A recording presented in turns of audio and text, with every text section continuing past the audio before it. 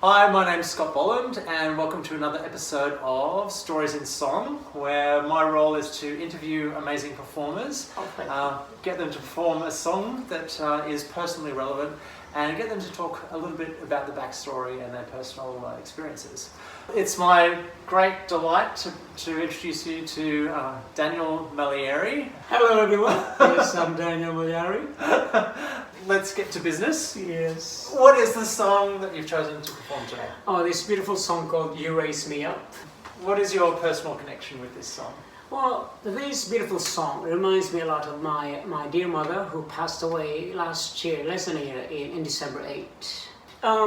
This song reminds me of my mom, how strong she is, how selfless she is, and how selfless she is that she gave up her own career to raise 15 children. Yes, there's 15 of us, 5 boys, 10 girls. Yeah. I'm child number 13. Lucky 13. Lucky 13, that's right. And it's just how amazing she is to try to, always keep the family together. But it sounds like you originally didn't necessarily get along or view her in this way. No, because when I was a little boy, my sisters, my brothers and sisters called me Papa's boy because I was so close to my dad. Everything I want, Dad, I want this, Dad, and Dad, of course, being Papa's boy, he gives everything to me. So I wasn't close to Mom because she's the one she's the disciplinarian. Yeah. She's the one telling, no, you can't. When I was a kid, I thought she was a villain. That changed one day when my dad passed away. Yeah. I think I was 18 back then. I was 18. And suddenly this figure of this woman who to me as a kid was very strong and she's very firm.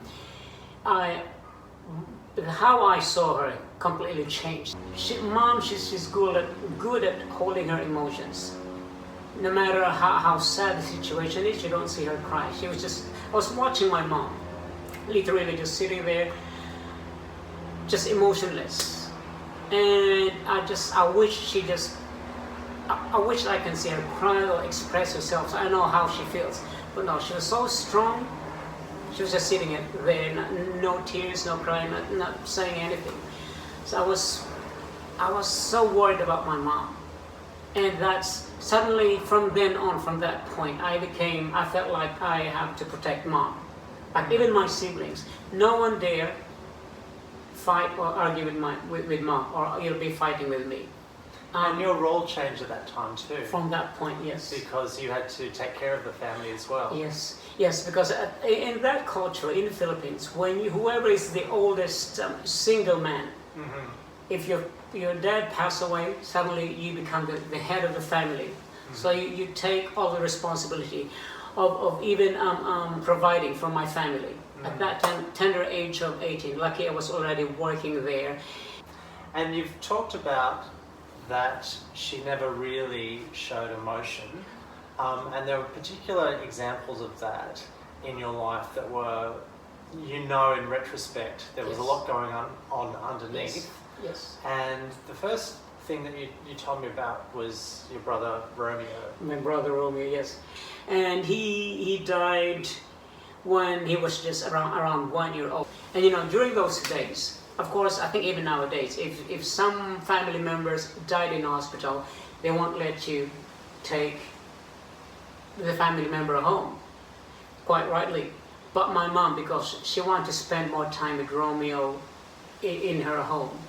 So what they did, what she and my dad did, they sneaked him out of the hospital. And from that hospital to my parents' house, it was about an hour. And during that hour in a bus, she really, this is how strong she is. She controlled her emotions. Sitting by the window, is looking outside, holding this lifeless child, and trying not to release, control herself not to cry, because of course there'll be some commotion. For 1 hour, she managed to hold that emotion in, control it in. And apparently, as soon as they got off the bus, they just, my sisters, it was a family, just heard this howling they've never heard of before. just the fact that you can hold your emotions just like that, both of them, and her and my dad, it just unbelievable. Another instance is when in 2004, when one of my twin sisters, Tessie, didn't come home. My family got a phone call from this sister's fiance back then, asking where Tessie is, and my mom was like, "Well, what do you mean? It's Saturday night, it's 9 o'clock. She should be home." And the fiance says, "Well, she went to the market this afternoon and she's still not back." And then, of course, they didn't find out until the next day, Sunday afternoon, when my sisters Rose and Nympha got a call from police to ask them to identify a body. And of course, that was a scary moment for them to find out that my sister Tessie was abducted and sexually abused and was left in a rice field. Of course, she was dead. And at that, my mom, during the wake, I was same again. I was observing my mom, hoping she should just whatever she's feeling, release the emotion. No, she was just sitting there quietly, and the whole time, even at the that day of her funeral, she was just quiet. But so one afternoon, just a day or two after that, my mom loves her. She loves her nap. She loves to sleep in the afternoon. Knowing she's sleeping in her bedroom, I thought I'll just walk past and make sure she's she's comfortable, and just look through the window, and I was heartbroken with what I saw. It was very quiet. My mom was sitting in the corner of her bed, just like this, like punching, trying to control any sound, but her face just gave it all away, and just punching her bed, like obviously about that, why. And then that really broke my heart, and I thought I had to walk away. So I just checked with how are you, Mom? Did you rest? How are you? And yeah, I'm okay. Still, like she's calm and no emotions, just fine. So why do you think she did that? Why do you think she was withholding her emotions from everybody else? Probably she doesn't want to share that burden, that pain to her children. So she'd rather keep it to herself. Okay, so this song is very special to me because it reminds me a lot of how inspiring my mom is, and how she gave up so much. She was a budding soprano when she met my dad, but she gave that up to sacrifice, to give herself, raising 15 children, and that's how special, and that's how she is to me.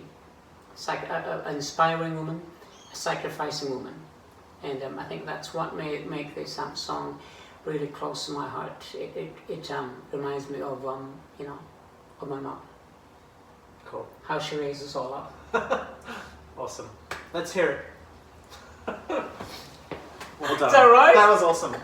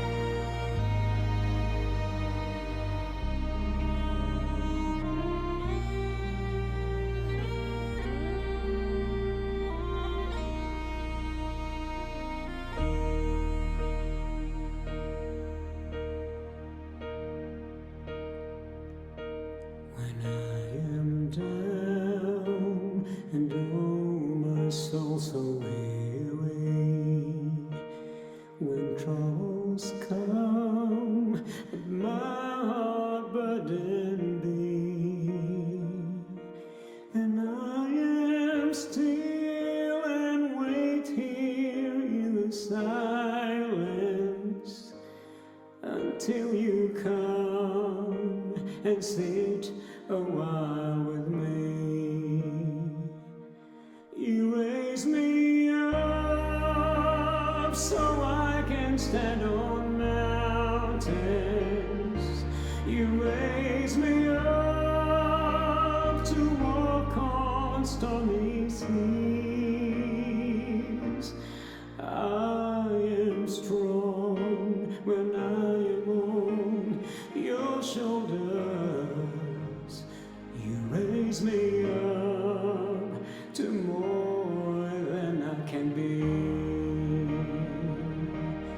Cuando me pides nubes al viento, hablando mar desierto y sin amor.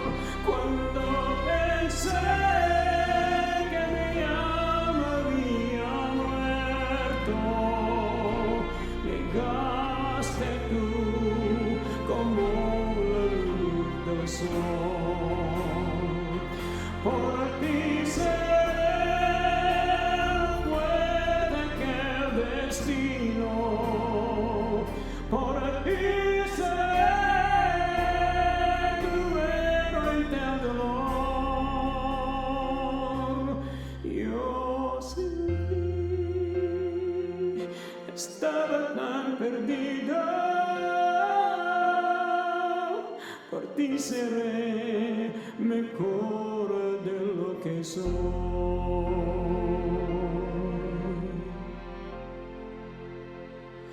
You raise me up so I can stand on mountains.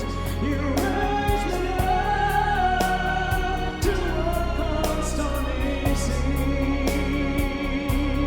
I am strong and I am on your shoulders. You raise me up to more than I can be. You raise me up.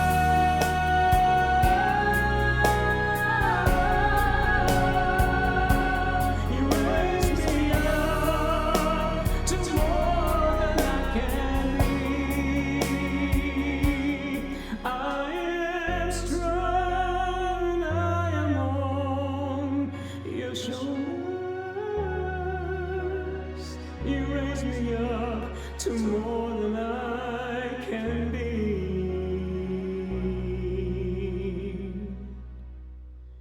You raise me up to more